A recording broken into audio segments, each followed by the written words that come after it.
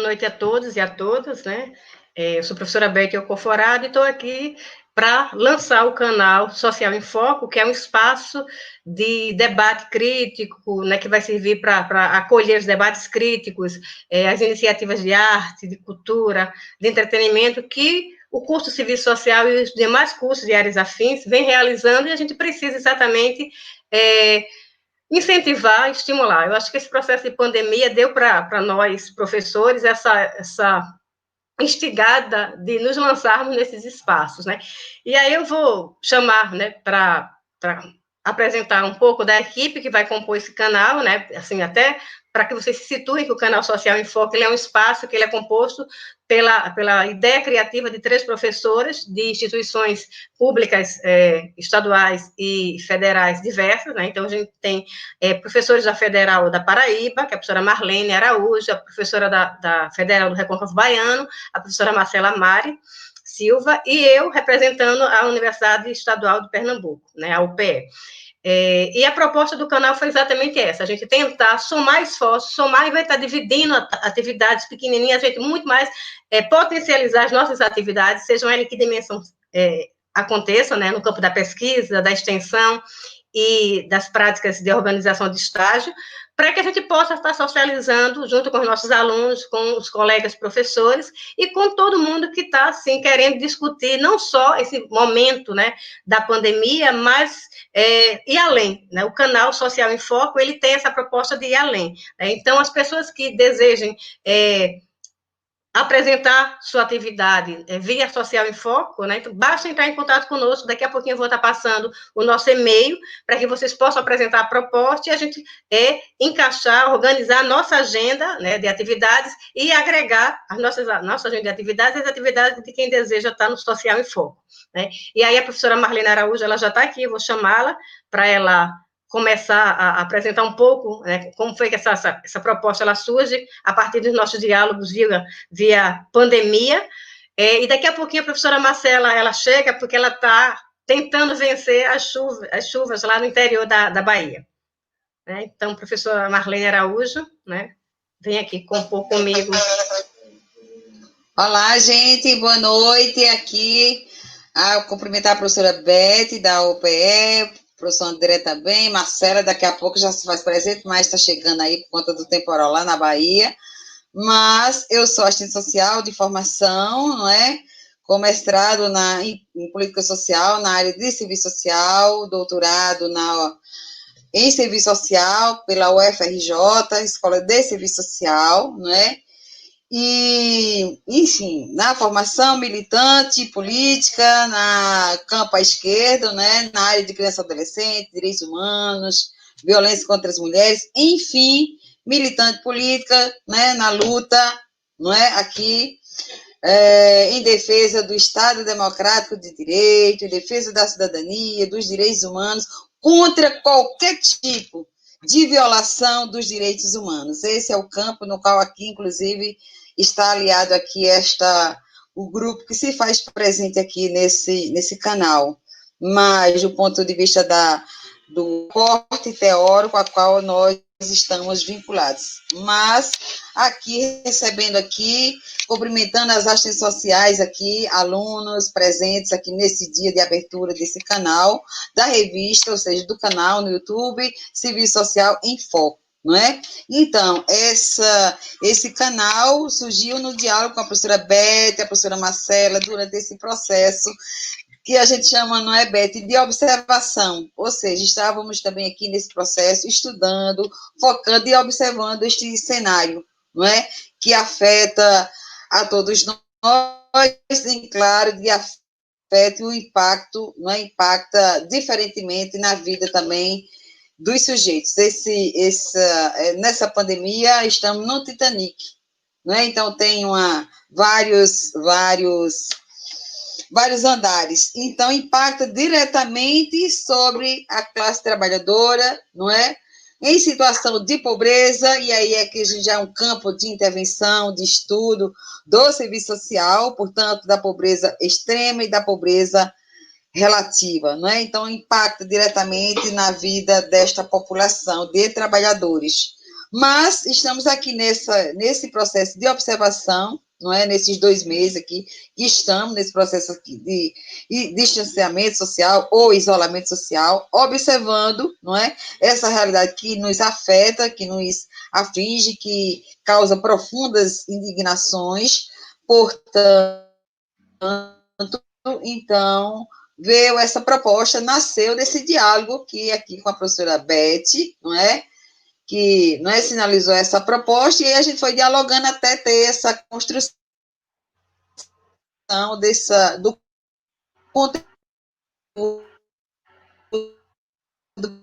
programado a que se propõe, não é, aqui o canal o serviço social, até chegar no nome na semana passada, não é, Beth? A gente foi dialogando, chamando. Então, vai ser um canal em que vão estar aqui professores, assistentes sociais, não é? No campo da intervenção, nas diversas áreas de política social, educação, assistência, saúde, habitação, área de criança e adolescente, violência contra as mulheres, a questão racial, enfim, vamos estar dialogando com os profissionais de serviço social e outras áreas afins também, não é?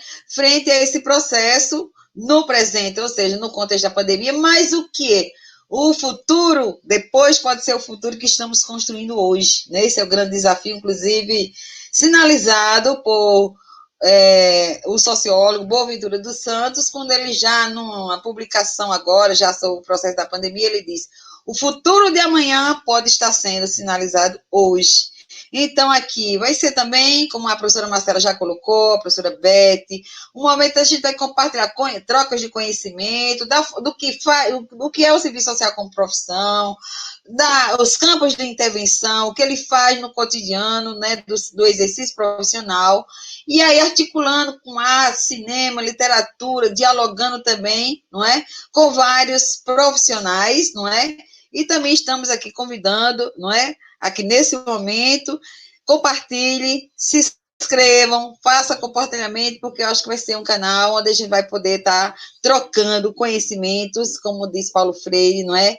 Precisamos aprender com quem está no campo da intervenção, fazendo essa interlocução com o campo da academia, porque a universidade, mais do que nunca, precisamos dar visibilidade ao que a universidade faz, não é no ensino, que se articula com ensino, pesquisa e extensão. Portanto, estamos aqui nesse convite a vocês, não é, para, não é, participar, se inscrever, compartilhar, e acredito como, se de um lado a racionalidade da inteligência nos coloca em um certo pessimismo, vamos lembrar aqui do grande mestre teórico, né, marxista, o otimismo da vontade não faz caminhar, não faz seguir nesse horizonte, não é, do esperançar, como diz Paulo Freire, de que há possibilidades ainda de construir um futuro melhor a partir do que vamos fazer hoje, do que estamos construindo hoje. De fato, não é, vivemos numa crise humanitária, sanitária, né, da Covid-19, do novo coronavírus, mas também isto veio, né, trazer à tona, e mais do que nunca se faz importante essas discussões aqui também, né, Beth, nesse canal, quantas pandemias, não é, de ordem estruturantes, não é, como a questão racial, não é, hoje, não é, do racismo se faz presente, das desigualdades sociais, ou seja, das expressões da questão social presentes e latentes. Portanto, quantas pandemias de ordem estruturante hoje se faz presente em tempo real, e agora precisamos mais do que nunca estudar, compreender, analisar, para poder, não é, refletir muito, dialogar muito, e a partir daí, num campo coletivo, e construindo conhecimento, e a partir do conhecimento, aí sim, podemos estar oferecendo subsídios teóricos, práticos, trocando saberes com quem está na intervenção, nesse contexto da pandemia, mas em outros contextos, no campo, não é, da intervenção profissional, do serviço social e áreas afins de outros profissionais também, que também poderão estar aqui se inscrevendo, e também em agendas futuras, está aqui conosco também, trocando saberes. Então, gente, esse aqui, saudando nesse 4 de junho, não é? Indignada com tudo, tem um profundo sentimento aqui de todos nós, de muita tristeza no contexto da pandemia, de mais de 30 mil pessoas, não é? Que nos deixaram, não é? Mas e não são números, por trás de cada pessoa tem uma história, tem uma tia, tem uma mãe, tem um pai, tem um cunhado, enfim, cada pessoa que partiu teve uma história. Portanto, são as famílias que estão em luta e nós também nos saudamos de forma solidária a cada uma dessas famílias. E, por outro lado, um contexto ainda de profunda desigualdades sociais, não é? E que hoje está em cena e só não ver quem não quer, como diz Bertolt Brecht. Não é só não ver, o pior cego é aquele que não quer enxergar. Então, de uma alegria de estar participando do canal no YouTube, né, Serviço Social em Foco, mas, por outro lado, com esse mix de sentimento do qual compartilhamos, e na questão, não é, do racismo, hoje estamos a partir, não é, no dia da morte, não é, do assassinato brutal, não é, daquele trabalhador americano, de George Floyd, não é, e que está em essa manifestação já no 10º dia, não é, de jovens, crianças, famílias, não é, que botou na pauta no contexto da pandemia, mas precisou também gritar nas ruas. Basta de discriminação racial, basta de violência contra o corpo negro, alma negra, gente negra. Está dando um basta. No Brasil, impacta também do mesmo jeito. Então, né, se de um lado estão lá, aqui estamos numa situação de gravidade e que a gente fica se manifestando, e aqui não podemos sair nas ruas ainda, nesse momento tão grave da subida né, do morro, então não podemos, mas podemos sim compartilhar nossas indignações por esse canal, nas redes sociais, não é? Porque no momento, não é breve, nós vamos poder sim dizer basta e basta nas ruas. Então é esse mix de sentimento, não é? Do quanto o Rio de Janeiro, as grandes cidades são palco de quanto, não é, na hora dos assassinatos pela polícia, pelo Estado, representante, que mais são atingidos são os corpos, não é? Negros, seja adultos, trabalhadores e de crianças. E eu estou fazendo um diário da quarentena e que registra muito, não é? Inclusive que se antecede a esse contexto da Covid-19, não é a partir do assassinato da Águida, não é pela ação da polícia, até agora a morte, não é, do João Pedro, do dia 18, já vai 6 adolescentes, crianças que são também retiradas das suas casas de forma brutal, assassinada pelo Estado. E essa violência, ela não pode a gente achar que isso é o normal. Então, que novo normal virá, não por conta digamos, vamos estar todos juntos, mas um novo normal, que normal será esse que outras, não é, cenas desse processo das pandemias estruturantes vamos colocar na pauta da ordem do dia, e isto sim são temáticas, né, concernente à formação, não é, do profissional de serviço social, faz parte do serviço social, dos componentes curriculares da formação, que é problematizar a sociedade capitalista e discutir as expressões da questão social. Isso sim, não é? Do qual esse serviço social, que tem, de fato, se vincula, o seu projeto ético-político, não é? Da formação profissional do serviço social, se coloca nessa direção, não é? De uma nova ordem societal que rompa, de fato, com os padrões, com o sistema, com o modo de produção capitalista. Então, estamos nessa utopia. E para seguir nessa utopia, não é? Como diz, para encerrar, como diz Eduardo Galeano, não é? Então, precisa, o que é a utopia? Não é para que a gente possa seguir. Como eu sou uma pessoa otimista pela vontade, então eu não desisto, vou seguindo no meio de um mix de sentimentos de profunda indignações, né? De profunda indignação. Mas, não é? Colocando que, de fato, a utopia ela nos faz caminhar.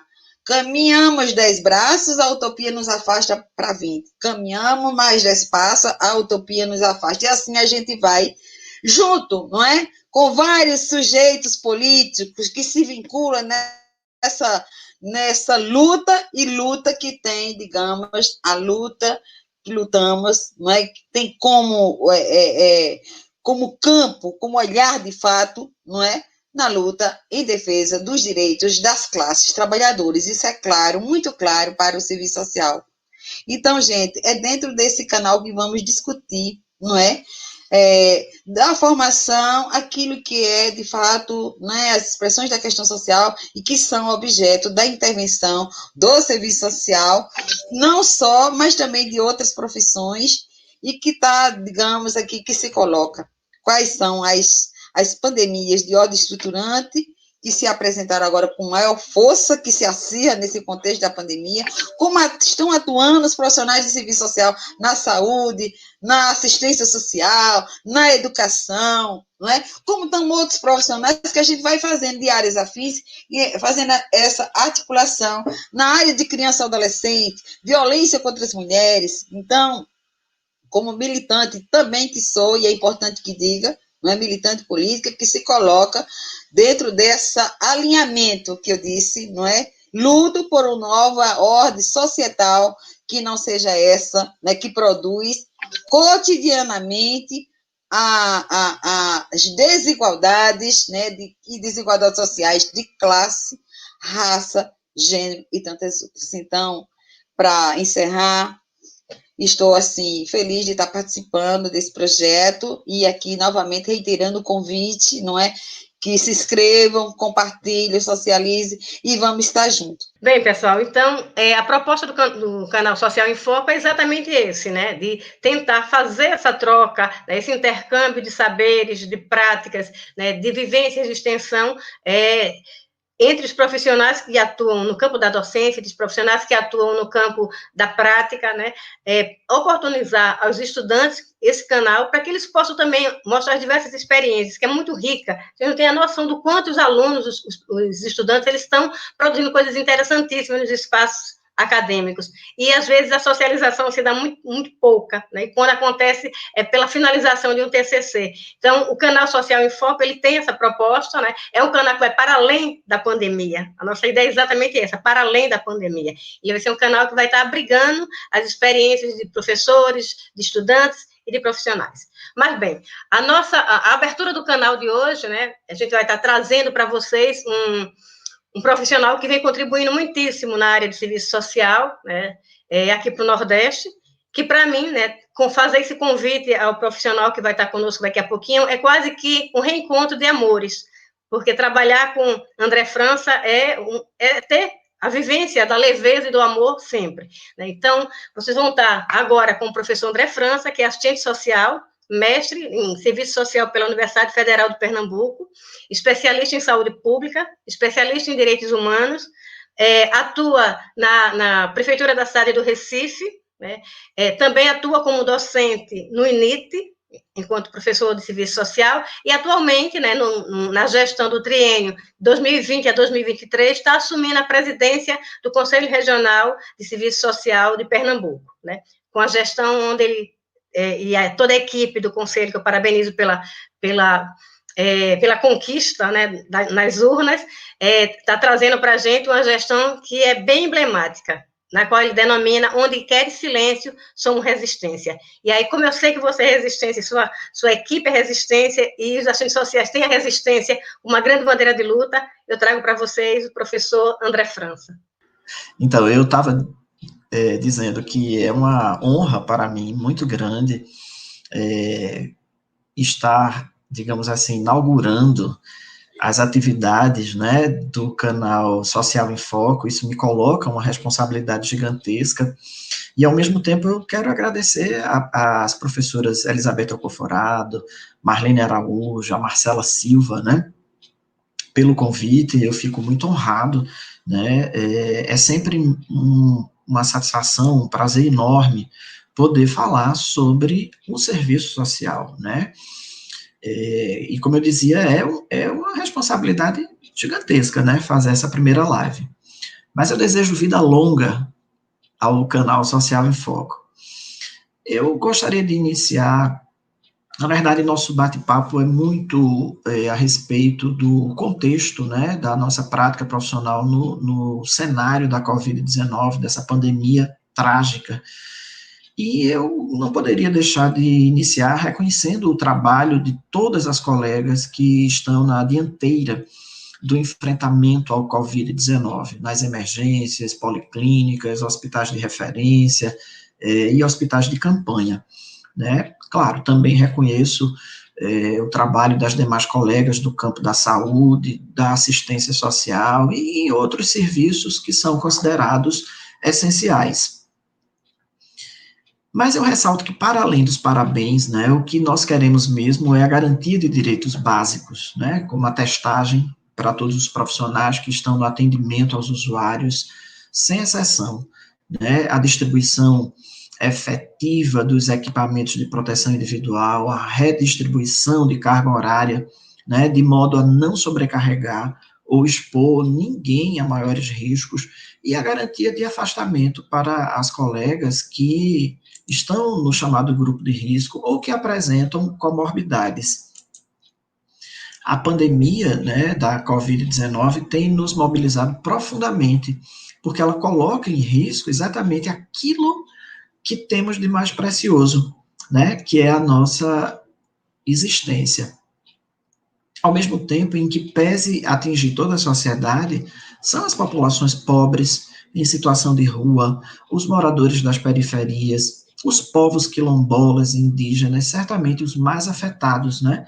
Uma vez que o Estado brasileiro não garante políticas públicas socialmente comprometidas com a erradicação da miséria, ou ao menos com a redução da desigualdade social.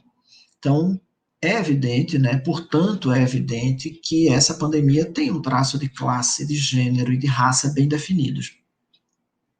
Eu diria que a crise do coronavírus é um monstro, né? Um monstro alimentado pelo capitalismo, alimentado pela perversidade deste modo de produção, né? É alimentado pelos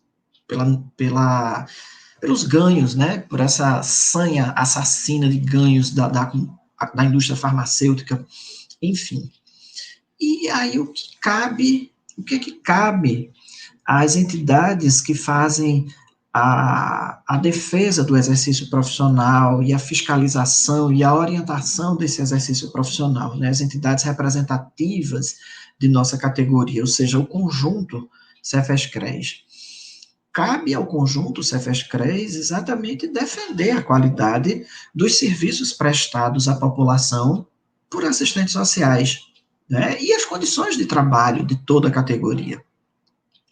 Na atual conjuntura, as autoridades sanitárias têm indicado algumas formas de proteção, algumas condições de higienização, têm indicado o uso de determinados equipamentos de proteção individual e coletiva, bem como a redução do número de pessoas, né, no mesmo local. Dentre outras orientações, né, essas são as mais gerais que me ocorrem no momento. Assim, durante a pandemia do coronavírus, os profissionais, as profissionais devem estar atentas e atentos para exatamente seguir essas orientações, né, das autoridades sanitárias. Mas também devem debater com as equipes profissionais, as equipes nas quais estão integradas e integrados, gestores locais, sobre a realização de atividades que devam ser mantidas e aquelas que possam ser suspensas ou reformuladas. Os serviços de saúde, na sua grande maioria, têm feito essa reorganização, essa redistribuição de carga horária, né, tendo em vista que nos diferentes espaços socioocupacionais, nós temos relativa autonomia profissional nesse sentido, né, de avaliar quais atividades de fato se fazem necessárias, né, se devemos realizar ou não atividades como visitas domiciliares, em que circunstâncias, né, enfim, sempre na perspectiva de preservar nossa integridade física e não prejudicar, não, digamos assim, ferir nenhum princípio ético, de nossa categoria, né?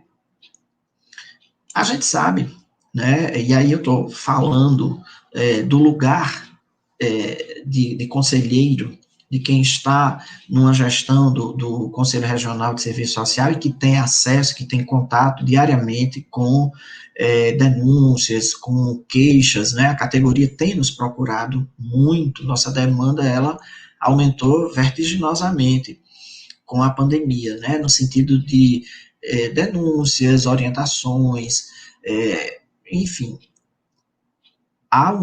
nós estamos sendo bombardeadas diariamente com diretrizes, portarias, resoluções, cada uma mais sem sentido do que a outra, né?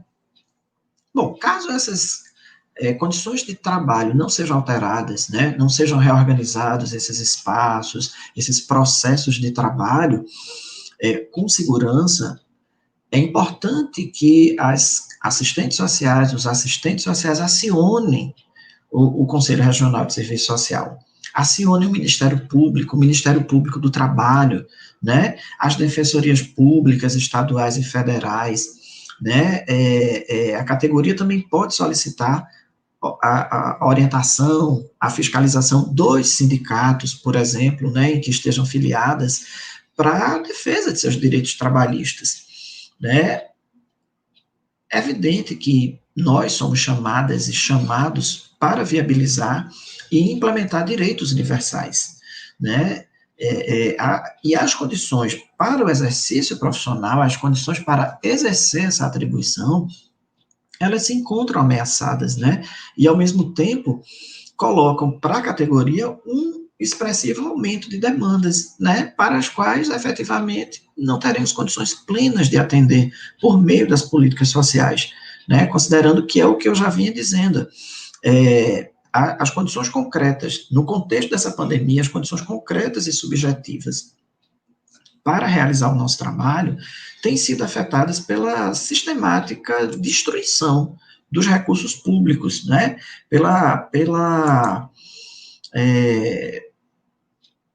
como é que eu posso dizer? Pela própria falta de condições objetivas, como a falta de EPIs, por exemplo, né? A falta de recursos, a precariedade das condições de trabalho, o aumento do volume das demandas, né? Essa realidade, ela compromete o exercício de nossas competências, principalmente no campo da saúde e também na assistência social, né? Diante desse cenário, o que é que o conjunto Cefes-Cres tem orientado a categoria, né? Principalmente que negocie com as chefias o revezamento das escalas de trabalho, possibilitando essa redução física, né, a redução da presença física nos serviços, sem o comprometimento do atendimento à população, né? Assim como sugere uma nota técnica que foi lançada pelo Ministério Público do Trabalho, se não me engano, a nota técnica número 2 de 2020, que está disponível nas redes sociais, né, nos sites. Mas o Cefes também tem, o conjunto Cefes-Cres também tem olhado para esse cenário de uma forma muito atenta, muito comprometida e muito cuidadosa e muito zelosa para com a categoria, né? As comissões de orientação e fiscalização, tanto dos conselhos regionais quanto do Conselho Federal, não param um minuto de trabalhar. E eu garanto isso, porque inclusive sou membro da COF, né, da Comissão de Orientação e Fiscalização aqui do CRES Pernambuco. E aí diversas publicações têm sido disponibilizadas, todas disponíveis nos canais oficiais de comunicação do conjunto, né, nos sites, e que estão disponíveis para apoiar a categoria nesse cenário. E aí eu destacaria, por exemplo, a orientação normativa número 3, né, que dispõe de ações de comunicação de boletins de saúde e comunicado de óbito por assistentes sociais. Eu gostaria de retomar esse tema mais à frente um pouquinho. A resolução Cefes número 942, que autoriza em caráter excepcional e para o ano de 2020, né, a extensão dos prazos para o pagamento das anuidades de pessoa física e de pessoa jurídica. A gente sabe que enfrentamos um cenário de uma grave crise econômica. E aí é importante que se diga que a crise econômica não é a crise do vírus, né? Vamos separar uma coisa da outra. Também destaco a resolução do CEFER número 940, que dispõe sobre a suspensão de prazos processuais, né? Prescrição de atos processuais que envolvam contato presencial, por exemplo. Outra publicação bem bacaninha, que eu gosto muito, que tem uma linguagem bem acessível, né, é a última edição do Cefes Manifesta, aquele boletim, né, que o Cefes lança periodicamente. Essa última edição é do dia 23 de março, e ela traz muitas orientações com relação à nossa atividade profissional durante esse cenário de pandemia, né.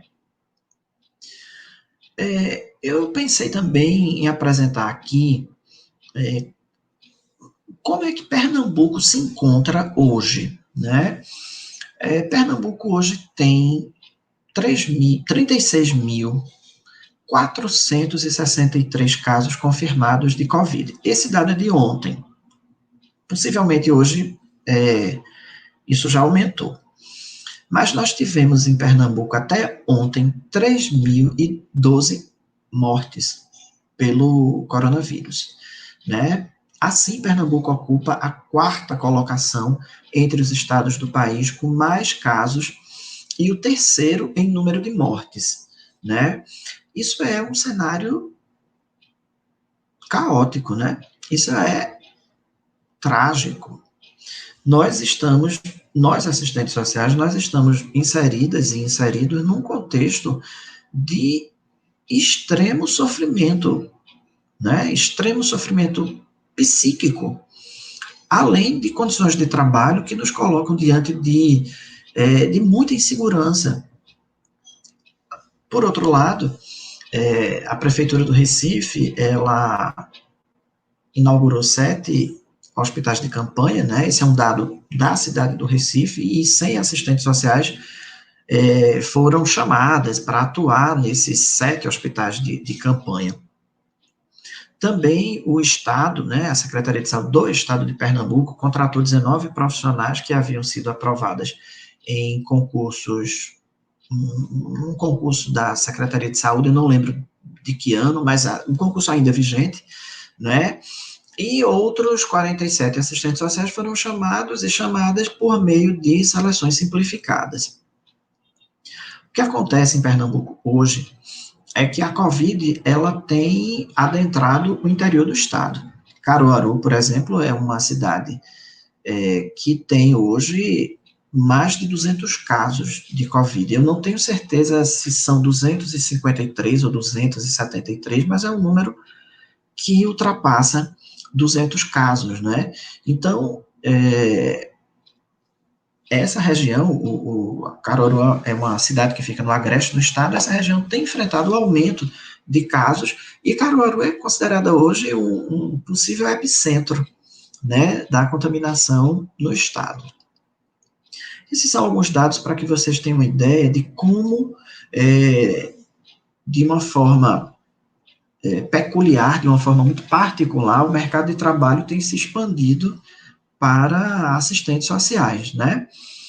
Só que, associado a esse contexto da pandemia, a gente vai assistindo à destruição das parcas políticas públicas compensatórias e violações de direitos humanos, né, sem precedentes na história brasileira, com uma velocidade assombrosa, desde o golpe de 2016 contra a presidenta Dilma, né, que dificulta gigantescamente a nossa atuação.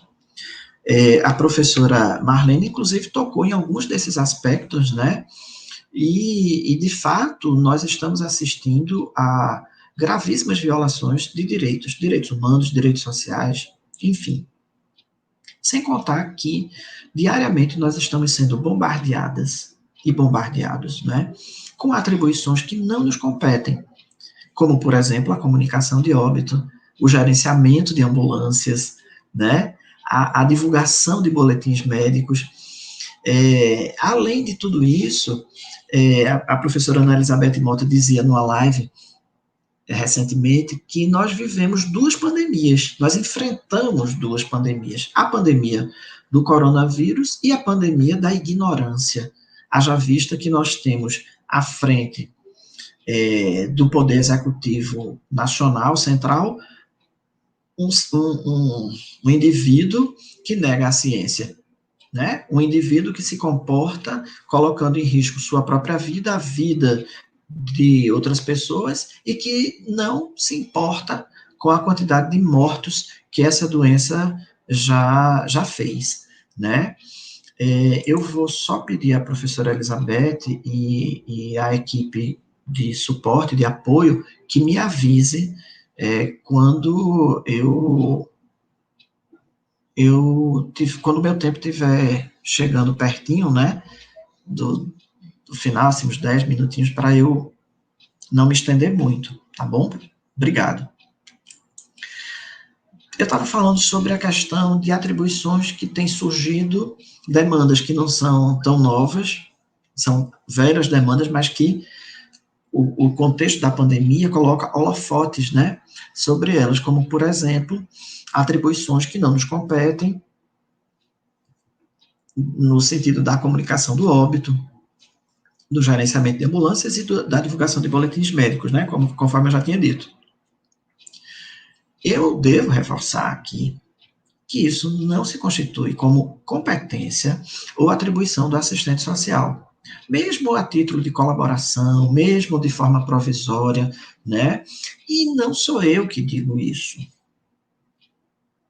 É lei, a lei de regulamentação da nossa profissão, né, no seu artigo 5º, que trata das competências e das atribuições privativas do assistente social, quem coloca isso, não sou eu, tá? É importante dizer que nossa profissão, ela é regulamentada por uma lei federal. Então, quando nós nos colocamos diante de atribuições que não nos competem e que nós fazemos a defesa, que nós defendemos o exercício de nossa prática profissional alinhada à lei da profissão, alinhada aos princípios do Código de Ética, nós estamos respaldadas. É importante que se diga isso, né? É nossa atribuição socializar informações, né? Promover o acesso dos usuários aos serviços disponíveis na rede socioassistencial. É nosso dever esclarecer sobre benefícios, sobre direitos, como auxílio funeral, né? Direitos previdenciários como auxílio-doença, licenças para tratamento de saúde, né? Entre tantas outras garantias de direitos. O nosso Código de Ética, que é outro instrumento normativo, né, de nossa categoria, no artigo 4º, vai dizer que é vedado ao assistente social acatar determinação institucional que fira os princípios e diretrizes do Código, né, do Código de Ética, bem como assumir responsabilidade por atividade para as quais não esteja capacitado tecnicamente. Repare, nós não temos formação em medicina, não é? Nós não estudamos, durante nosso processo de formação profissional, nós não nos capacitamos, não nos habilitamos para discutir processos biológicos, para discutir estrutura e função humana. Então, nós não temos competência técnica para informar a uma família, para explicar a uma família o que levou seu ente querido a morrer, né? Não é nossa competência profissional, nem legal, atestar óbito. Nós não assinamos um atestado de óbito, ao que me conste, né?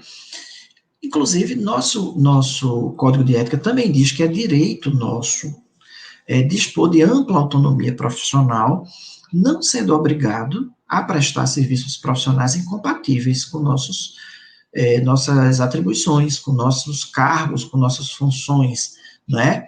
Então, repare, atribuir ao assistente social esse tipo de função, esse tipo de atividade, é uma ilegalidade, né? Isso se constitui numa ilegalidade, inclusive numa violação do direito de familiares, amigos ou responsáveis de terem acesso claro e preciso da real causa do falecimento daquele ente querido, pelas razões que eu já expus. né? Nós não temos formação em medicina.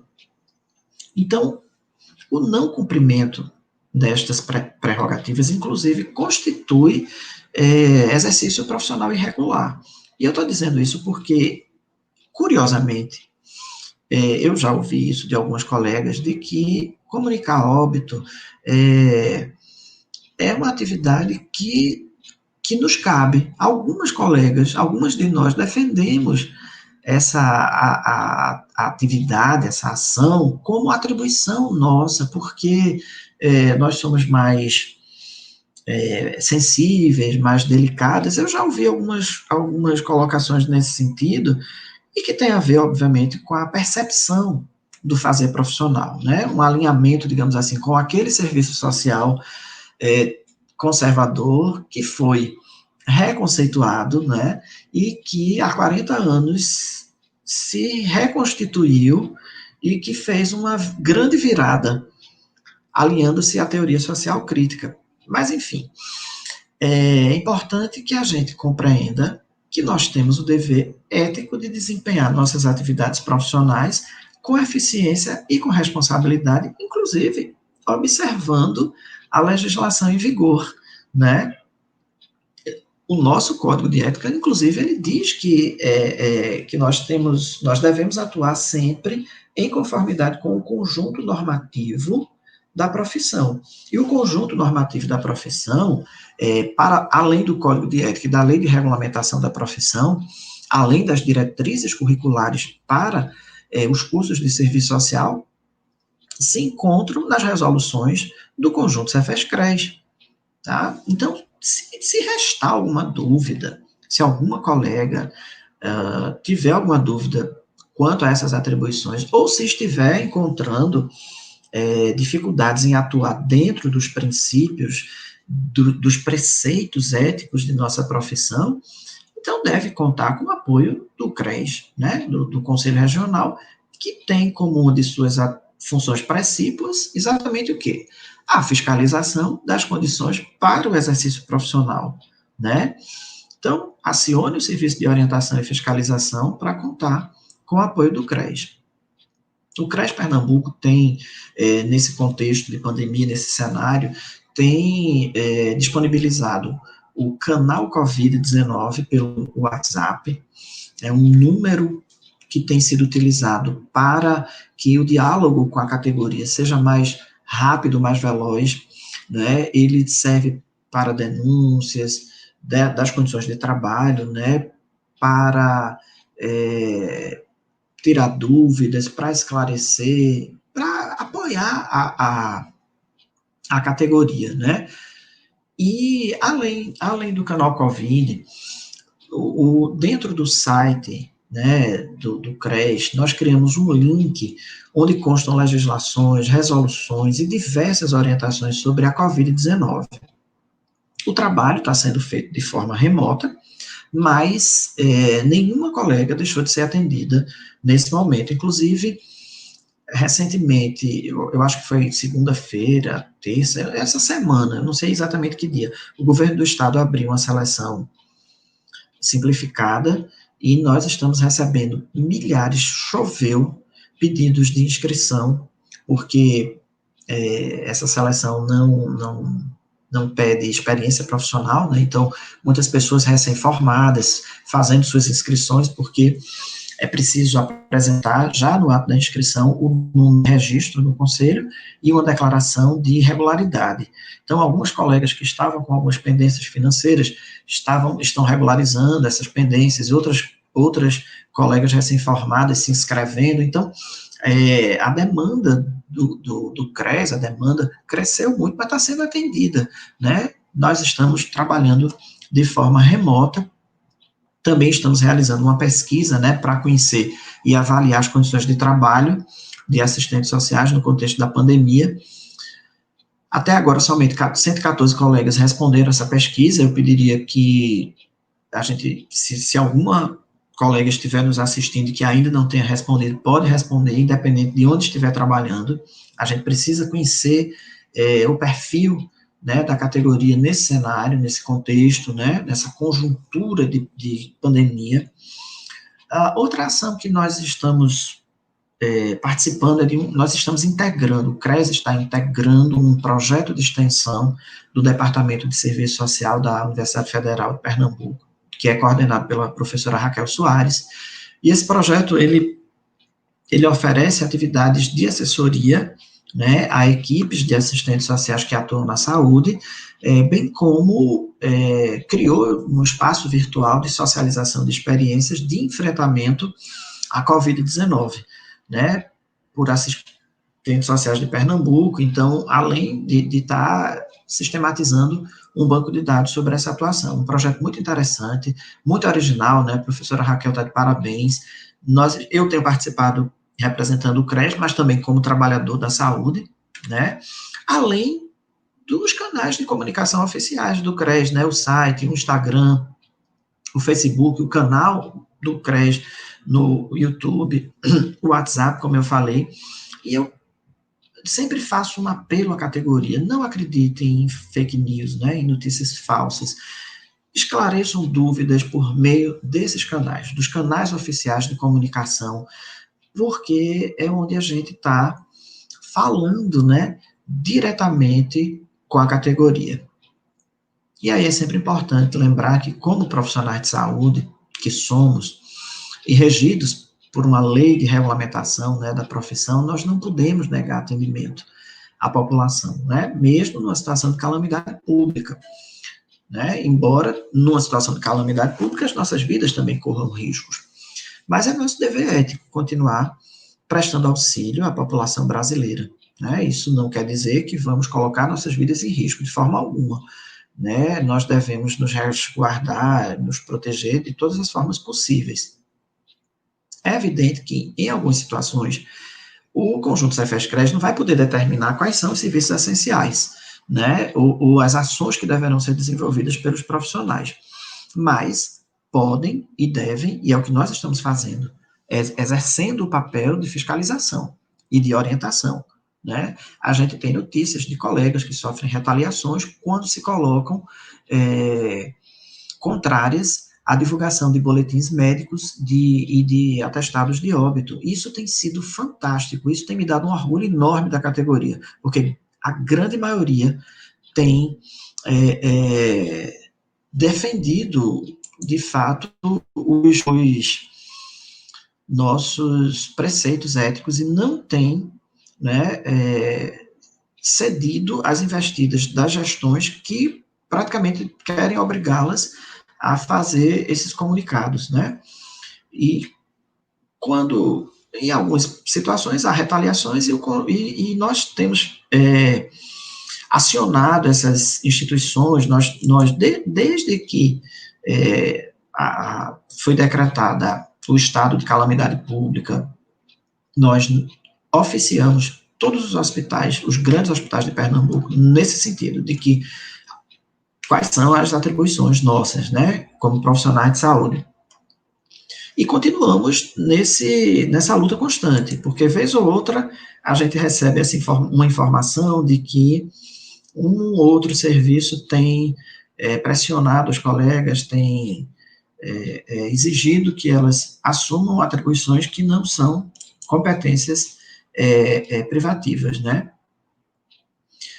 E é importante dizer que é nosso direito também, como trabalhadoras e trabalhadores, ter condições dignas para o nosso exercício profissional, né? São direitos nossos dispor de condições dignas de trabalho, né? Seja numa entidade pública ou privada, condições que possam garantir a qualidade do exercício profissional. E, a meu ver, as indicações contidas no Código de Ética são princípios e valores fundamentais que balizam, né, a nossa atuação profissional, principalmente em situações de exceção, em situações como essa que a gente está vivendo, que tudo é muito novo, né, que tudo é novidade para a gente que está nas entidades de defesa do exercício profissional, de orientação e fiscalização, para a gente que está na academia, para as colegas que estão nos serviços de saúde, né? E é exatamente nesses momentos críticos em que a gente precisa reafirmar os compromissos éticos e políticos na defesa da vida, da liberdade, né, e da emancipação humana como valores fundamentais.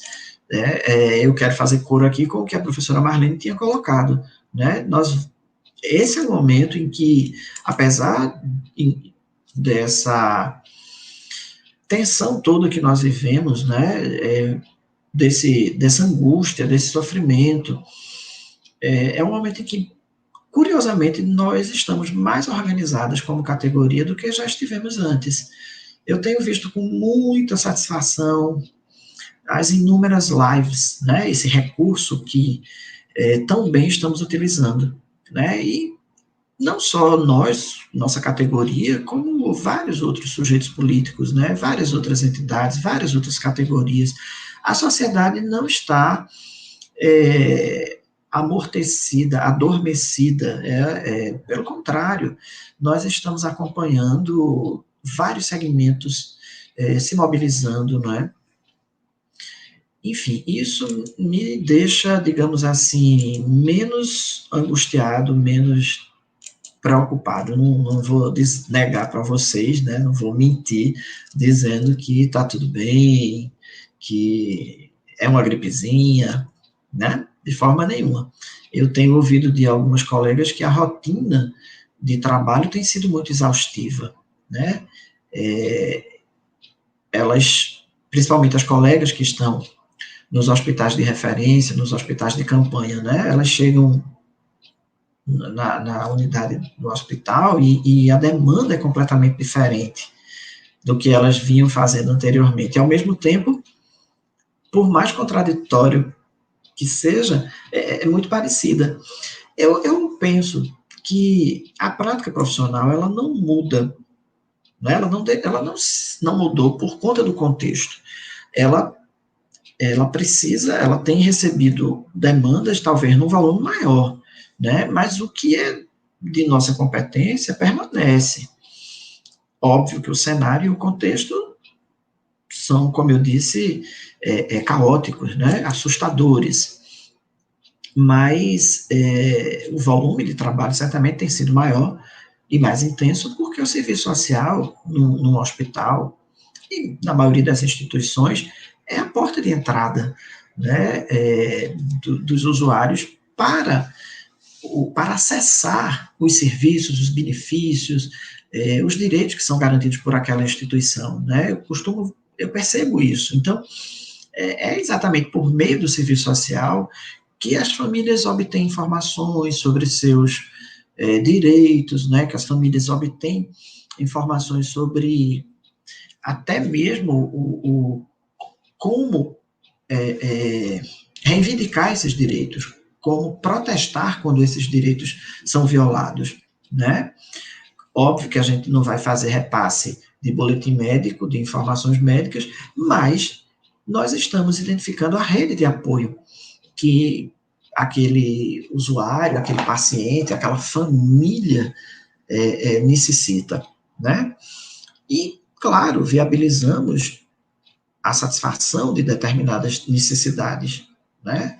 Em relação a informações, orientações, documentos, por exemplo, né? Então, a rotina nos hospitais, ela tem sido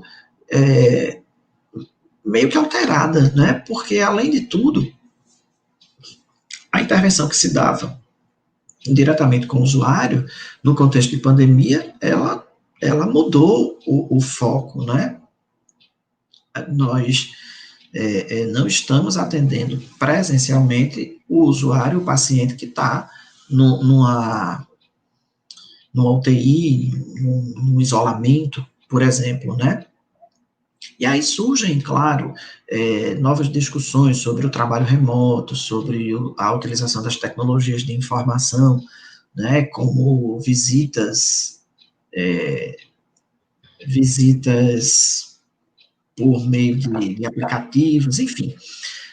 É um cenário, como eu dizia, novo para todas e todos nós, extremamente desafiador, e que a gente está construindo as alternativas, os caminhos para a gente enfrentar essa pandemia né, parafraseando a Ana Elizabeth Mota, essa pandemia do vírus, do coronavírus, e a pandemia da ignorância também, né? Porque a gente tem visto algumas atitudes insanas, né? E aí a professora Beth já apareceu aqui, muito bela, como sempre, não me canso de admirar essa beleza, eu imagino que meu tempo já esteja se esgotando. Eu queria pedir licença, professora, só para deixar com vocês e com quem está nos ouvindo um trechinho de um livro maravilhoso do Guimarães Rosa, Grande Sertão Veredas, onde ele diz o seguinte: todo caminho da gente é resvaloso, mas também cair não prejudica demais. A gente levanta, a gente sobe, a gente volta. O correr da vida embrulha tudo. A vida é assim, esquenta e esfria, aperta e daí afrouxa, sossega e depois desinquieta. O que ela quer da gente é coragem. Ser capaz de ficar alegre e mais alegre no meio da alegria, e ainda mais alegre no meio da tristeza. Que Obrigado. Maravilha, professor André, muito bacana fechar com Guimarães Rosa, mas, assim, essa questão da pandemia, né, e trazer para a noite de hoje a discussão sobre o serviço social e a questão do cotidiano profissional, como você muito bem pontuou, mas também essa invisibilidade, né?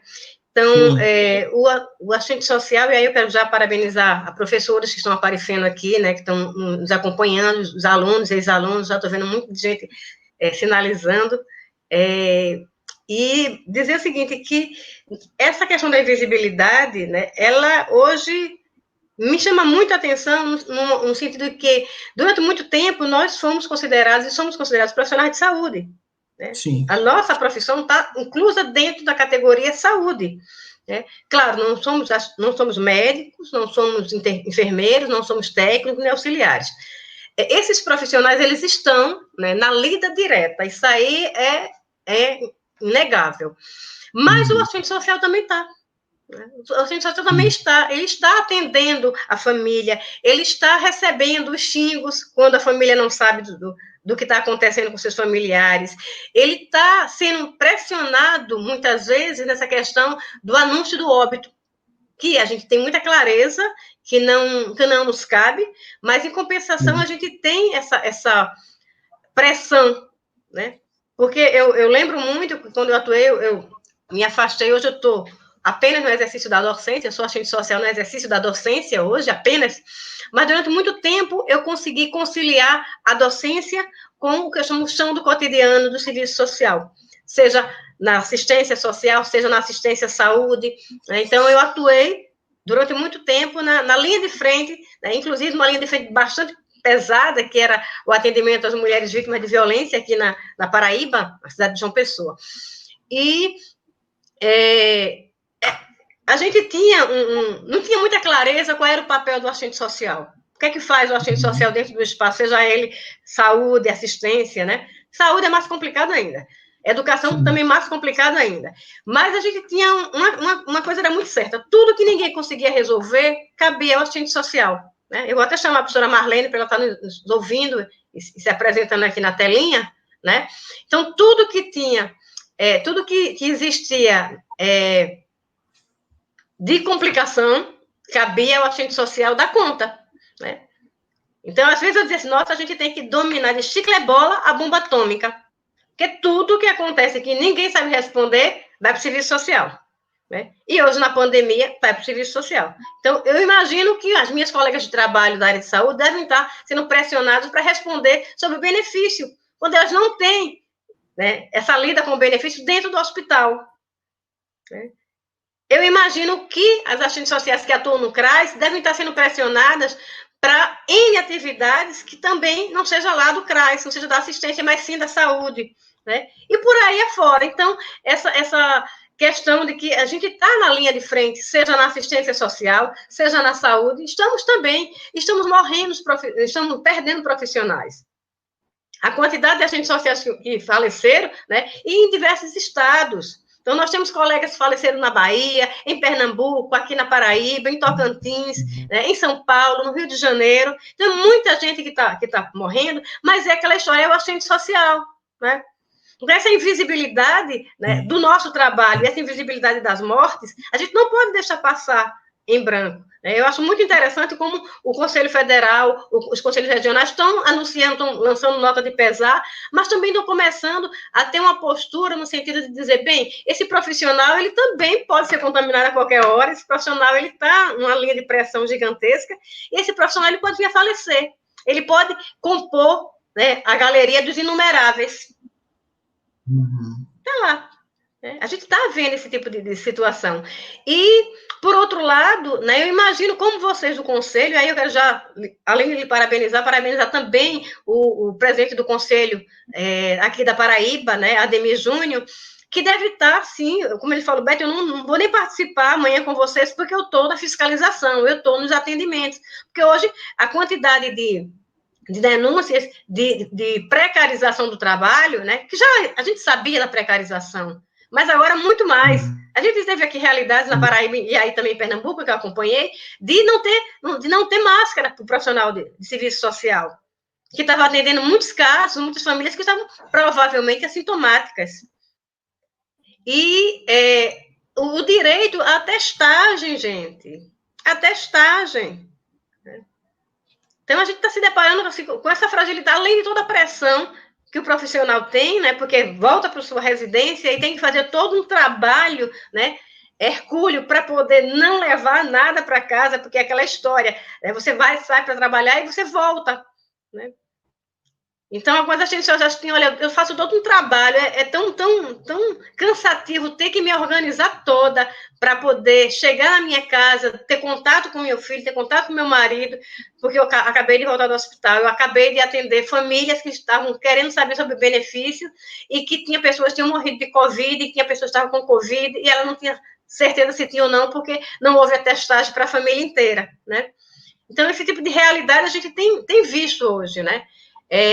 Quando você falou a questão das regulamentações, claro, nossa profissão ela é regida, ela é munida de regulamentações que nos amparam, né? Mas até quando, até que ponto a gente consegue efetivá-las nesse processo de pressão que existe, né? E aí eu deixo para você essas reflexões, né? Colocando também, abrindo espaço para a Marlene daqui a pouquinho colocar, mas assim, essa invisibilidade, ela começa a deixar, né? E deixar de ser visto, deixar de acontecer pela questão das mortes, quando na realidade a gente deveria estar construindo uma visibilidade para romper com a invisibilidade a partir dessa busca de direitos pela ao menos um trabalho que não seja tão precário, né? Um atendimento onde respalde, né, proteja o profissional de serviço social, né, como se protege o profissional que está na lida direta, como é o enfermeiro, o técnico, o médico, né? Então, para que os assistentes sociais não estejam tendo que tirar do seu próprio bolso EPIs, comprando EPIs do seu próprio bolso, para poder atender diariamente, né? Então, essa questão é muito séria, e aí a gente começa a verificar que não é só aqui no Nordeste, é no Brasil inteiro, né? No Brasil inteiro. Com você, professor. Eu vejo que o contexto de pandemia, esse cenário, tem colocado holofotes, como eu disse, sobre algumas questões que não são novas, sobre velhas questões que aparecem com uma nova roupagem, né, digamos assim. Nós enfrentamos, de fato, no nosso cotidiano profissional, uma certa, digamos, invisibilidade, mas eu diria que é talvez uma confusão, não sei, uma visão equivocada do que seriam nossas atribuições.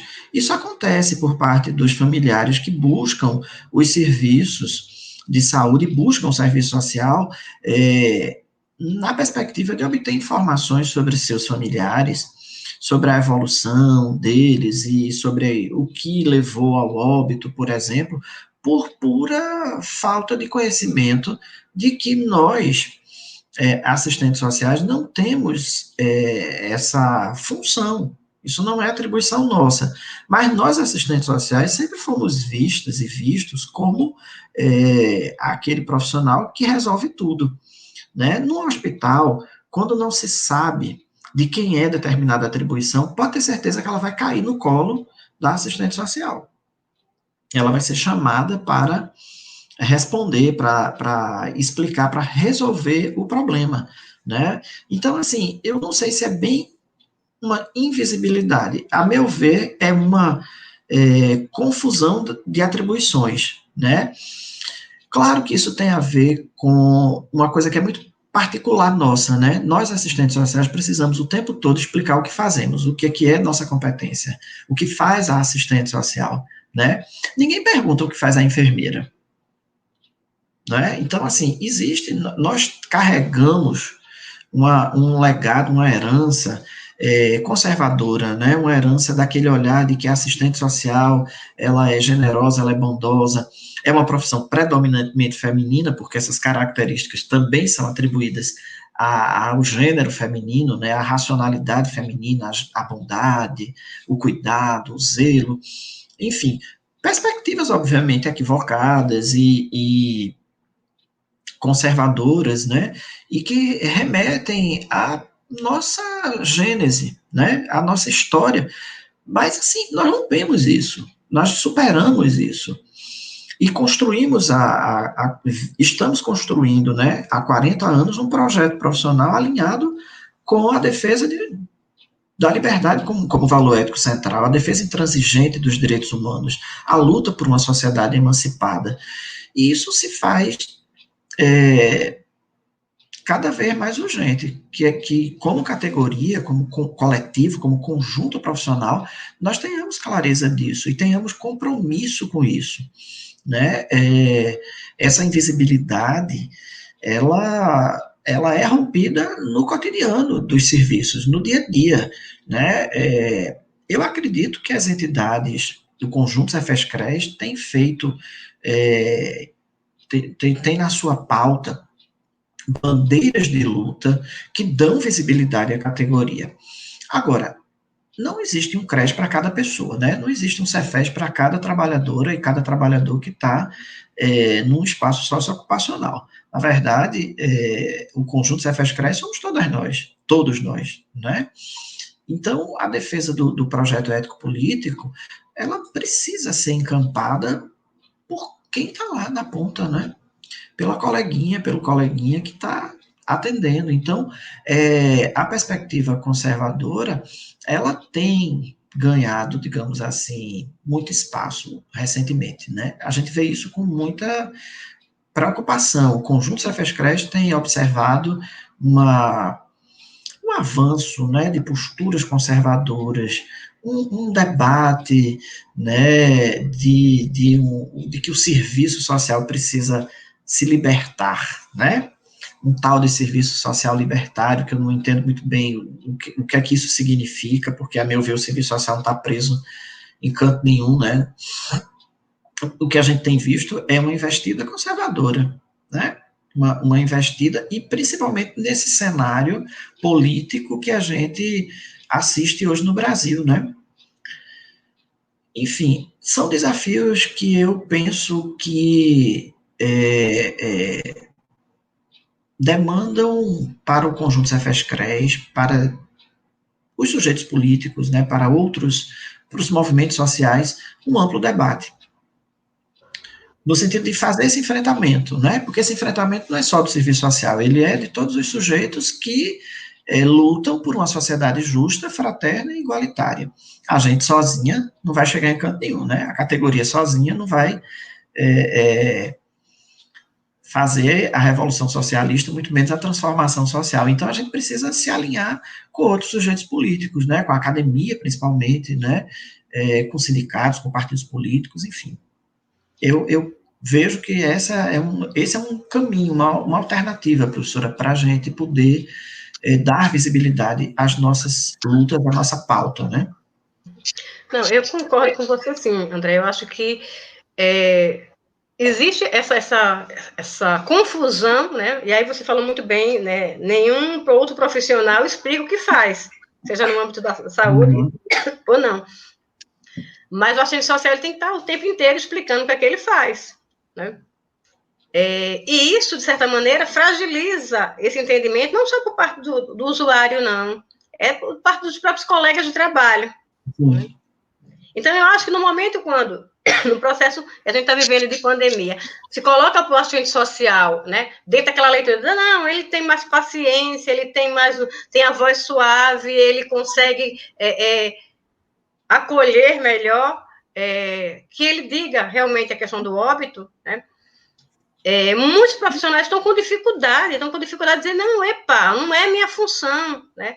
Não é minha atribuição, eu tenho uma legislação que me ampara não ir por aí. Né? E principalmente dentro desse processo de precarização do trabalho, né, que hoje, quando você coloca, eu abri uma seleção e não está exigindo experiência. Claro, trocentas assistentes sociais recém-formadas devem estar correndo atrás, né? E enfrentando um momento extremamente delicado, onde a experiência na área da saúde não foi vivenciada.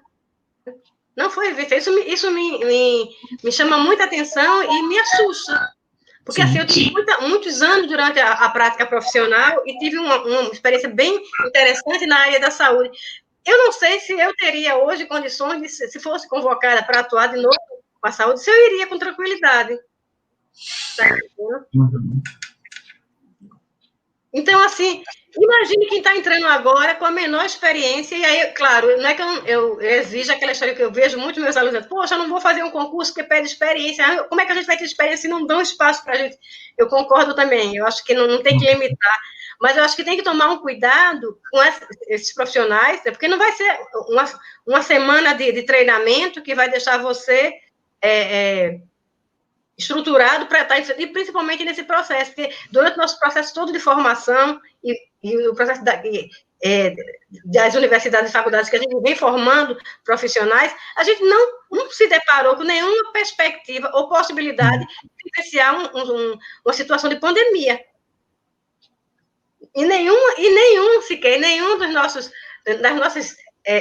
conteúdos curriculares, né, e conteúdos programáticos afetou, né, o serviço social em tempos de guerra. Não, nem cabe, né? Então, a gente não foi preparado para isso. Então, hoje, claro, é uma enxurrada, é um avalanche, né, que cai para todos os profissionais, né, não é algo específico do serviço social, mas, de outro lado, esse lugar que a gente tem dentro do espaço da saúde é um lugar onde todas as demandas passam. Passam, sim. Né? O serviço social é a porta de entrada, seja lá da saúde, da assistência, é a porta de entrada. E é por essa porta de entrada que os usuários vão querer saber os seus direitos, os usuários vão querer saber por onde eles vão estar possibilitando a caminhada, né? E o entendimento desse processo de Covid. Professora Marlene, a senhora quer fazer alguma contribuição agora, professora Marlene? Tenho aqui eu vou fazer um destaque aqui para comentário. Só um momentinho, professora Marlene, por gentileza. Esse comentário aí da Selma, você colocar o óculos, que depois de 50 anos você não pode dispensá-lo. Ninguém questiona o médico e os outros profissionais. Né? O assistente social tem que ficar explicando qual é o seu papel. Verdade, Selma. Né? Selma, lá do Rio de Janeiro, que mostra que essa explicação, ela cabe a gente, né, o tempo inteiro. Professora Marlene. Beth, assim, agora até que você estava colocando aqui, e com o professor André também, colocando, nessa percepção que André colocou também, o que foi em relação à pergunta que fizeram, quando se refere ao serviço social como profissão, ainda se guarda a percepção que a sociedade, né, tem em relação a esse profissional, nos remete ao que André, de fato, colocou, a esse tempo da origem do serviço social que atravessou alguns anos, né, dentro desse viés conservador, não é? Seja do pensamento da doutrina social cristã, do pensamento positivista. Isso atravessa, e aí há 40 anos, ou seja, a partir precisamente do Código de Ética de 93, um projeto ético político profissional com a diretriz, não é? Onde se preserva a democracia, a liberdade, né? Com valores de caráter universal.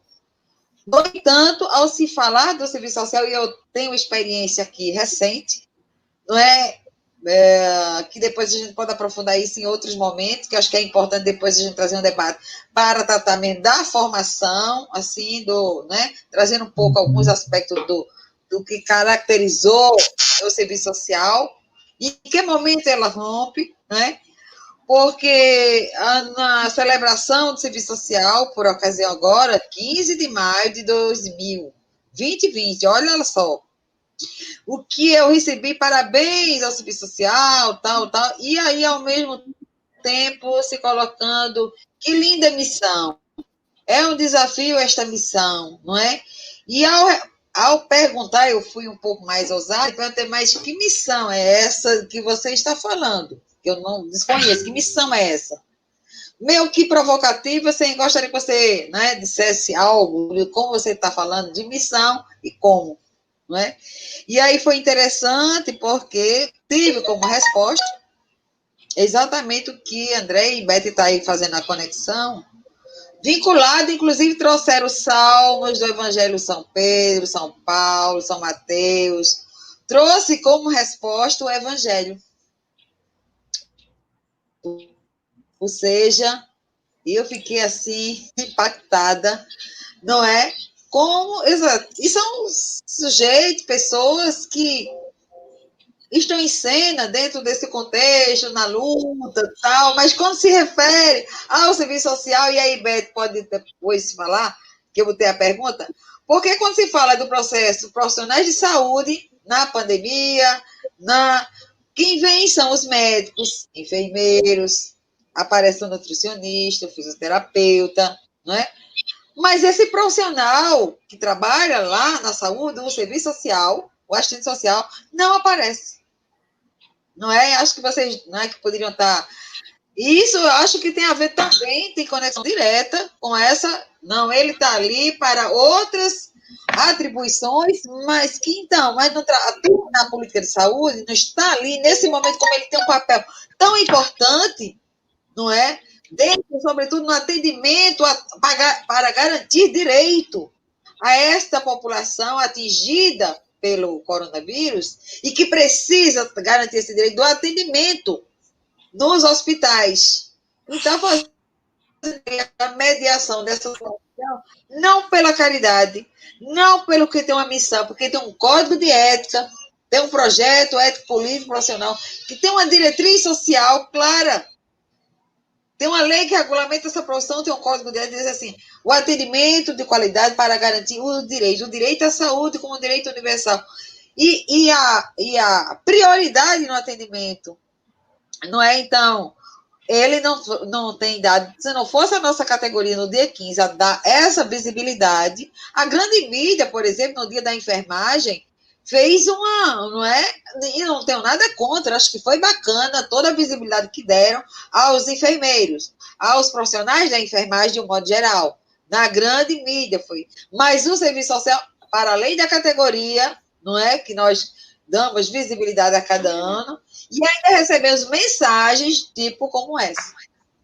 Tive como resposta que ainda falta me encontrar com esses sujeitos, pessoas que estão, né, em luta com a gente, assim, mas ao mesmo tempo não está. É como se eu estivesse no caminho e parece que estamos juntos, mas não compreendo o meu lugar, onde eu estou, o que faz serviço social, não é? Esse compromisso com a gente tem que dizer, claro, mais do que nunca, qual é esta profissão, onde ela se coloca do ponto de vista político,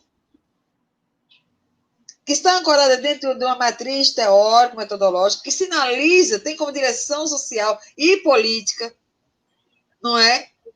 A favor do direito das classes trabalhadoras, não é? Então, e tem um código de ética que vai dando essas atribuições, seja na política, os parâmetros de atuação na saúde, na assistência, não é? Na educação, em outros espaços socioocupacionais, não é? que atua este profissional no campo jurídico, na área de criança e adolescente. Qual a importância desse profissional? Tão grande a importância do assistente social na política da criança e adolescente, que, por sua vez, se materializa fazendo interface, que é também um equívoco, que só se refere à assistência, só se refere à política, não é que vocês sabem tão bem quanto eu, quanto que a política mais pobre, não é a pobre política, que só ganhou o status de política pública a partir da Constituição de 1988, e aí depois a regulamentação, a Lei Orgânica da Assistência, a Política Nacional da Assistência, apenas 2004, o Sistema Único da Assistência, que muitos dessas famílias, que inclusive estão agora, não é, que são a categoria, digamos, na situação de pobreza extrema, desconhecem o que muitas delas não sabem. O Sistema Único da Assistência, pode ser que conheça exatamente o Sistema Único do SUS, mas suas, não soa para ela, eu tenho direito, porque o auxílio emergencial agora foi bem uma característica, e aí eu vou entrando também, provocando um debate depois para a gente ir fechando. Foram questões que eu fiquei levantando no meio, eu tenho um diário de quarentena, da pandemia, que eu vou fazendo assim, seja como a mídia coloca, não é? Seja como está publicizado, e na grande mídia a fala foi assim, do auxílio e dos pobres que precisam desse auxílio. Outra hora da população e dos invisíveis. E dos invisíveis, como tratando, inclusive, como nos termos que Bolsonaro trata, não como cidadãos de direito. Isso ficava a minha, meio que... São cidadãos, a população, não é? Não é portadora, não. Ela é um sujeito de direito. Ela não porta deficiência, não porta... Que eu porto o celular, eu porto uma bolsa. Mas essa coisa do porta ainda está... E foram falas que ficaram, né? Que estava também na grande mídia. Mas, assim, então, eu vi relatos de pessoas dizendo assim, eu perdi tudo, não tenho nada, o meu churrasquinho, minha empadinha, meu cachorro-quente, eu não tenho. E estou aqui, não é? Ainda, praticamente virando um mês sem auxílio. E aí, a atuação dos assistentes sociais, a ausência do governo federal não ter feito conexão com os secretários da assistência em âmbito do Estado e dos municípios. Porque você não tem ali, ou seja, o CRAS, o Centro de Referência da Assistência, no cadastramento. Eu vi, André, em Recife, experiência no Marco Zero, onde os assistentes sociais estavam lá com as blusas, do jeito que tem os profissionais de saúde, com o jaleco branco, também estava lá para contribuir, não estava fazendo assistencialismo, não. Estava na sua luta cotidiana, ali, no enfrentamento, e por isso muitos também estão sendo atingidos, inclusive, já nos deixaram, que Beto depois vai falar, nos deixaram, não é? Por conta da Covid, foram atingidos e vieram a óbito. Não foram poucas as assistências sociais. Eu vi cenas no Marco Zero, lá na prefeitura, ou seja, em Recife. Não é para garantir aquele, você tem o celular, não tem, como é que faz para o cadastramento? Então, era nos centros de referência. Não é que poderia ter sido feita essa conexão para haver a descentralização. E aí a demora entre a regulação, a aprovação do Congresso, o presidente demorou a sancionar, e da fala oficial até chegar, e depois todo aquele conjunto de problemas que nós assistimos. E os milhões de pessoas que ainda sequer também não assistiram, não, ficaram um mês sem receber, e muitos ainda nem sequer receberam, foi matéria recente, não receberam ainda a primeira parcela, os R$600. Isso foi, não é? Ficou também, ou seja, um campo de atuação profissional, e aqui da irresponsabilidade do governo federal na demora, e para que pudesse ter, descentralizando isso na gestão, ou seja, como administrar. E como pedir isolamento social, André, não é que a gente... Como pedir a essa população que tem fome, e fome é para hoje, não é para amanhã? Como garantir isolamento social, que eu tinha que buscar essa broa dos R$600 para garantir a sopa, o pão, não é? De uma semana, porque eu tenho conta a pagar. Não é só para comer. E a minha medida é para dividir para 6. Como pedir máscara e depois culpar? Olha, não tem isolamento social, mas o que eu vi de multidões, a Caixa Econômica também não organizou na sua estrutura. E depois de toda essa tragédia, a gente foi vendo que as prefeituras, e eu tenho algumas aqui, olha aí o papel da assistência social, não é? Tem uma assistência social, que é a Marta, ela é secretária da assistência de uma prefeitura aqui da Paraíba, não é da cidade da Paraíba, é Juripiranga, em que, ao chegar, ela organizou, a prefeitura, por meio da Secretaria de Assistência, organizou filas com cadeiras, com guarda-chuvas, para que as pessoas pudessem estar ali, olha, seguindo aquela regulamentação não é, do distanciamento, não é? Mas e fazendo a conexão para que a Caixa Econômica também pudesse, olha, qual é o meu papel então? Né? Governo federal, gestão, e ao mesmo tempo as prefeituras, eu estou falando pela experiência que essa assistente social colocou, por ser uma assistente social, que estava à frente daquela secretaria. Olha que importância tem essa profissão. E, no entanto, se tivesse essa secretaria nas mãos de qualquer outro cidadão, não teria percebido na urgência, e aí a gente vê outras, né, cidades espalhadas por esse Brasil, para dizer, olha, é um direito, essas pessoas estão se submetendo a outra violação, que é o não direito à proteção. Eu tenho direito à proteção, e é o Estado que tem que assegurar esse direito, e ficou isso mais e mais violado, outros direitos, e muitos já estão sendo atingidos, e já foram atingidos numericamente, não é? Nesses campos de vulnerabilidade social, que aí a gente se coloca assim, são sujeitos, não é? Trabalhadores, não é? Que estão morando nos territórios, para não falar, são territórios, não é? Da periferia, das grandes e pequenas cidades, que inclui aí média, né? de médio porte, não é? Como João Pessoa, que ainda não é uma metrópole, mas Recife já é. Então, eu coloco assim também, com essas, dentro da pandemia, não sequer foi assegurado o direito à proteção dos trabalhadores, não é? Eu quero até fazer um destaque, Marlene, aqui, né? Tem uma participante, a Ananda Moniz, que ela coloca essa questão, assim, que os assistentes sociais estão trabalhando bastante e se expondo diariamente, tanto quanto os outros profissionais. Isso aí a gente já viu, né? É interessante que, quando a gente traz a temática da invisibilidade, é porque eu não quero... A gente vai fechar essa live daqui a pouquinho, eu mostrando algumas fotos que foram publicizadas pelos Cefés e pelos conselhos.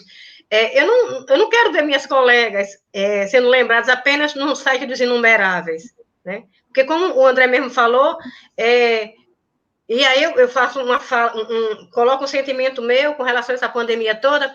Quando a gente estava próximo a 1.000 casos, a 1.000 óbitos, eu disse, nossa, mãe, a gente vai chegar a 1.000 pessoas que morreram, 1.000 famílias que perderam pessoas, né? 1.000 vidas que foram ceifadas, seja lá porque não chegou a tempo, seja lá porque o respirador não funcionou, seja lá porque não tinha UTI na sua cidade, seja lá porque a orientação foi vá para casa e se melhorar, se piorar você volta, e às vezes a gente fica mesmo com receio. Eu não sei se naquele momento, se eu tivesse qualquer coisa, amanhã eu estou fazendo meu teste de Covid depois de quase um mês.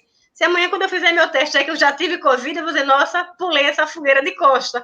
Mas, no momento que disseram para mim, vá para casa, se piorar, e assim eu quero até enaltecer o serviço de saúde aqui da Paraíba, e eu fui monitorada, né? O pessoal do serviço médico daqui, público, ligavam para mim para saber como é que eu estava, se tinha febre, se não tinha febre, essa coisa toda. E amanhã eu vou estar fazendo o meu teste de Covid, né? Espero que já teve, Beth. Ok, massa. Mas para mim foi um terror. Para mim foi muito ruim, porque você não sabe. Eu disse assim, eu não sei se eu piorar, se eu vou. Porque estava aumentando o número de mortes e eu não queria estar mais fazer parte dessa estatística, né? E é muito temeroso essa espera, porque essa invisibilidade, né? Claro, esse inimigo invisível que é o vírus, a gente não tem como combatê-lo, mas tem um inimigo que é visível, Quer dizer, a forma como os gestores públicos, né, e aí eu chamo a atenção não só no âmbito local, mas no âmbito nacional, como o nosso gestor público nacional, ele foi, ele desprezou o processo pandêmico que a gente está vivendo, né? Ele desprezou vidas, né? Quando ele colocou de maneira muito sarcástica a história da gripezinha, do resfriadinho, né? Eu tinha medo em chegar a 1.000 mortos. Chegamos ontem, como o André falou, a 33.038 mortos. 30, e a cada dia a quantidade de mortes passa de 1.000. Né? De ontem para ontem foram 1.349 casos. Né?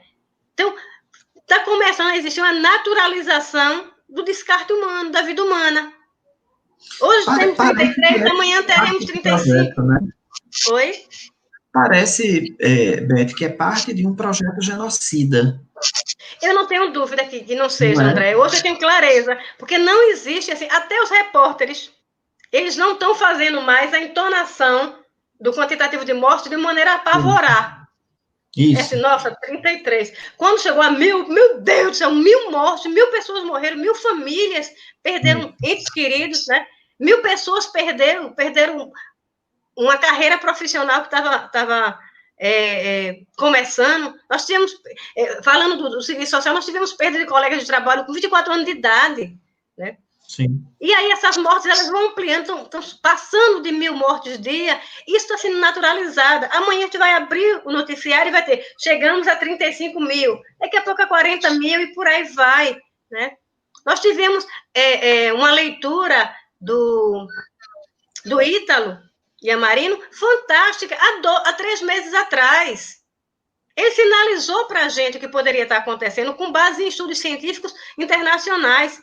Então, a gente poderia ter pensado, quando eu digo a gente, poderia ser os gestores, e aí a gestão de cima deveria ter pensado, né, nesse processo pandêmico, que não era algo de brincadeira, mas aí ele revela o que tem por trás, que é o projeto político. Bolsonaro tem um projeto político muito claro. Que a gente pode dizer que é um projeto necropolítico. Necropolítico, né? Exatamente. E a gente cursa com esse projeto necropolítico, essa necropolítica, ela vem com a PEC 95, a PEC da morte, né? Sim. Que retirou investimentos nas áreas de saúde, educação, assistência, dos investimentos sociais por 20 anos.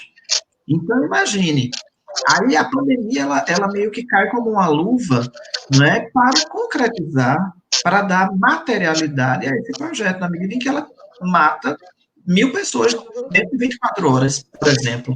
Né?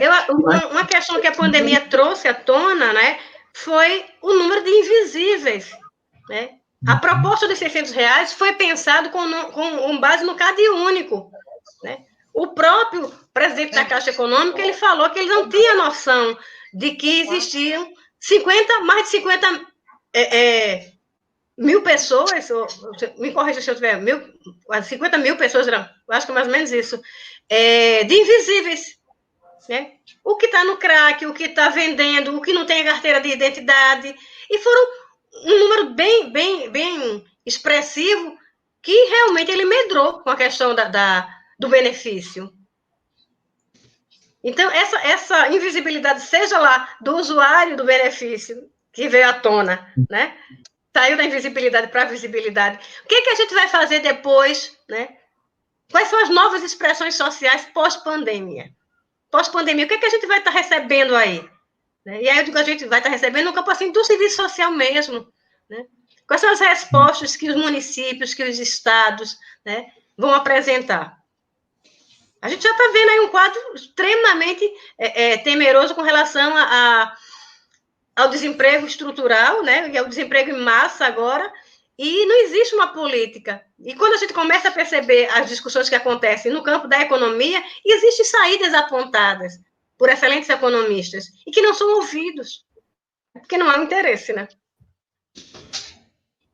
É por aí, mais ou menos. Bem, gente, estamos chegando hoje a 1h40 da nossa live, né? Eu acho que, assim, a gente conseguiu dar conta do recado, né? Quero só dar um recadinho da professora Marcela. Ela está dizendo, Beth, aqui no meu interior, a chuva não permitiu que eu fizesse conexão com vocês, né? Eu não consigo me conectar nem pelo celular, nem pelo notebook. Mas aí a professora Marcela Silva, ela vai estar conosco, ela está conosco na organização do Social em Foco. A próxima exibição, ela vai se dar já no YouTube, né? A gente fez uma experiência agora para ser só pelo Face, mas já as próximas lives acontecerão via YouTube, via Facebook também, porque aí a gente vai ampliar, né? Quero agradecer de antemão a todas as pessoas, né, que participaram aqui desse momento de discussão, aos alunos, ex-alunos, profissionais que estão aqui passando e dando seu alô. Quero agradecer imensamente aos mais de 270 pessoas inscritas no canal com tão pouco tempo, né? Eu imaginei que a gente ia começar de maneira muito... Eu fiquei temerosa em passar pelo canal, né? E fiquei, assim, assustada hoje quando disse, nossa, a gente não tem uma publicação, a gente só colocou ontem a chamada da Marcela, mas ela faz uma chamada bacana aí, que eu estou cansada desse processo todo de montagem, de discussão, de eu, Marlene, puxando palestrante para cá e para lá, e vendo a agenda, que é um trabalho que quem diz que o professor não trabalha no período da pandemia, que ele está de férias, está enganado, viu? A gente tem trabalhado muito, muito. Quando o reitor chamar a gente para a próxima reunião, eu quero as férias. Eu já trabalhei por 2 semestres, eu quero 2 férias, eu mereço 2 férias. Mas, assim, a gente está com um número muito bacana no canal, né? E, assim, a ideia, ela foi comprada, né? Não tenho dúvida que ela seja um sucesso. E aí eu quero só colocar para vocês que quem tiver interesse em publicar seu debate, sua live, quem queira publicar sua experiência de extensão, de pesquisa, né, basta mandar um e-mail para a gente, socialemfoco20@gmail.com. Eu vou passar aqui para vocês saberem exatamente qual é o e-mail para vocês gravarem. Basta fazer manda para a gente, né? O professor também, Beth, eu queria compor a equipe de organização do Social em Foco. Pode. O que é que a gente já definiu enquanto organização mínima? A gente vai ter um termo de adesão desse professor, desse profissional, aonde ele vai ter que, pelo menos, acatar com os princípios mínimos que a gente definiu dentro da base do canal, né? Para a gente não estar colocando todas as pessoas que venham para cá para querer guerrear, né, com o nosso pensamento, sei lá, um serviço social libertário da vida, querer falar aqui que de libertário ele não tem nada, né? É interessante que a gente atente para isso, mas, assim, basta mandar um e-mail apresentando um pouco a proposta e a gente avalia, como somos 3, a gente está fazendo essa avaliação muito rápida, e a gente insere o profissional, insere o estudante, insere o professor na nossa agenda, né?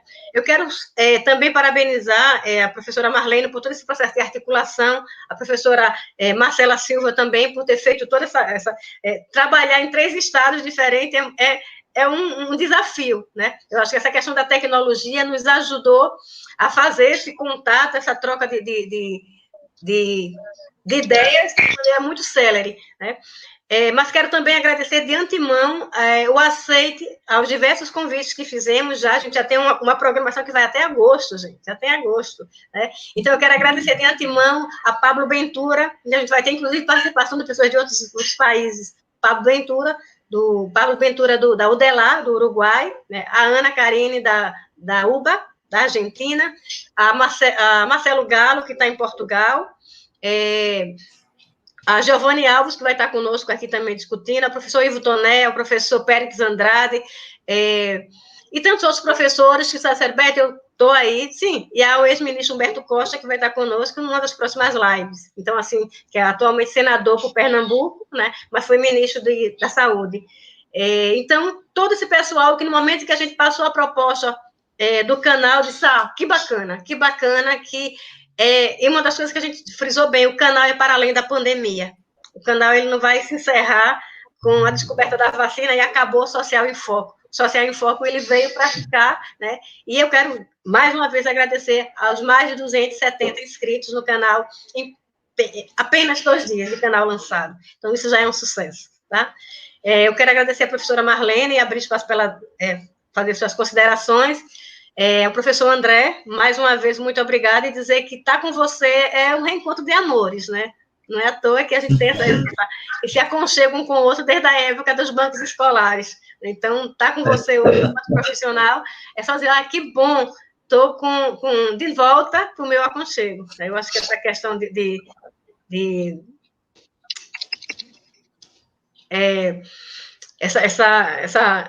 esse contato novamente com você, e hoje no lugar que você está enquanto presidente do CRES, enquanto profissional do Serviço Social do CAPES, da gestão do município de Recife, também na docência na UNIT, né, junto com a professora Risete, é isso? É Risete que está na UNIT? Risete, parabéns aí para você pela excelente aquisição, né? Bem, então eu quero assim, me despedir de todos e todas que estiveram conosco até agora.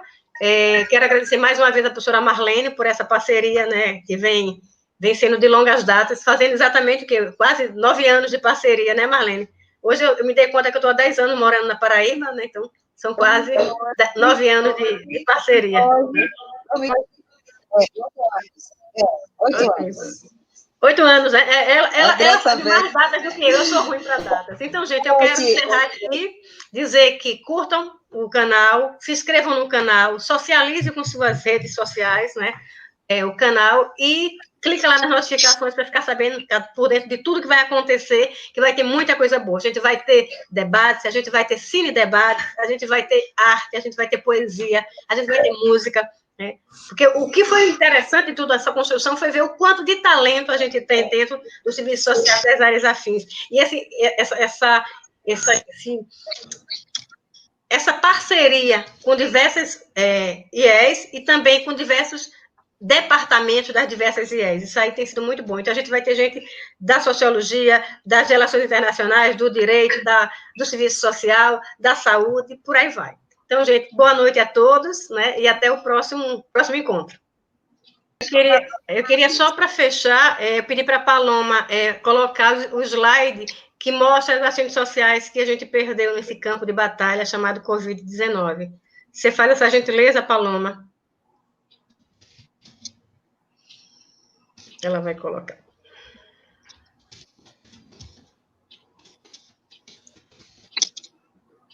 Então, exemplo das ações sociais que faleceram, né? O próximo slide, Paloma.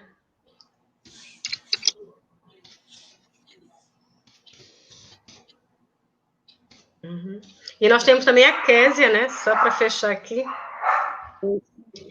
Nós tivemos também a Késia aqui da Paraíba, que foi o primeiro caso.